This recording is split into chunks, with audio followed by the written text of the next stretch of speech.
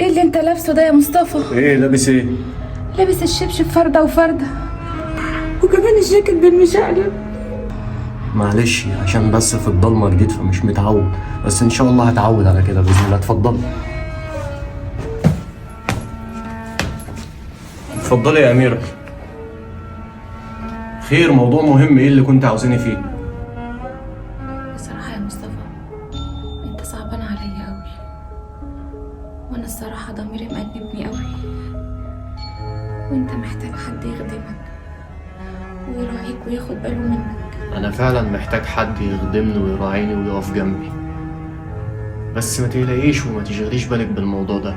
اكيد ربنا هيعيني ويقوينا على اللي انا فيه، ومع الوقت هتعود ان شاء الله. مصطفى من فضلك ما تزودش تأنيب ضميري. سبب قلتلك اللي حصل ده قضاء وقدر،